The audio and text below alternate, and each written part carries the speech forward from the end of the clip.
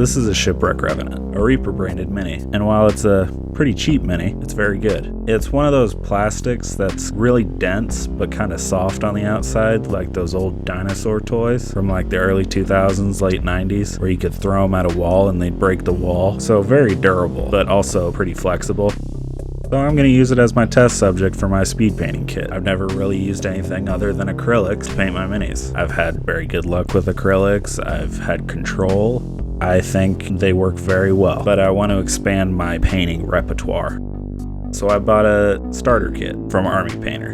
I'm not sponsored, but if Army Painter, if you want to send the new Fanatic kit, I'm not going to say no. The first thing I noticed about these paints is the smell is rather strong, and I don't know if that's just me being sensitive to the smell since I have allergies, or if everybody's having this problem and nobody's talking about it. Like my nose was burning just for having it on the palette while I painted. I had to have a fan running just so it didn't hurt.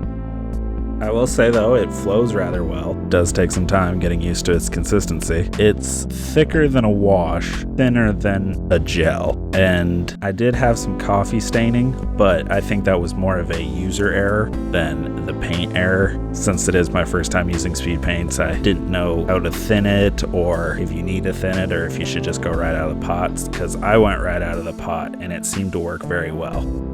It worked very well over white primer, like it says to do. I did follow that, but since I used a zenithal highlight, I wanted to test it on black primer as well. And it didn't work as well on that. It more is like a stain. Like you can tell the color's there, but it still shows as black, like a really deep shadow. I love the classic colors in this box. They're vibrant, they cover well, even the yellow, which I've had trouble in the past with just simple acrylic. The black that comes in the starter kit is okay. I think it works, but it's a little too blue and a little too bright to be a true black.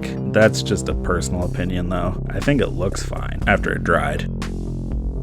My overall opinion of this set is it's good. It's a good starting set that has basic colors that are useful in most applications of painting. Is it the best? Probably not. Is it a good place to start? Yes. Ultimately, it's gonna take some practice getting used to it. So I'll give it an 8 out of 10. And again, I have no idea how YouTubers just talk for 20 minutes over one of these videos. I have nothing left to say. Like, it's good paint. That's it. It's good. So if you want to see the rest of this, stay, subscribe, like the video.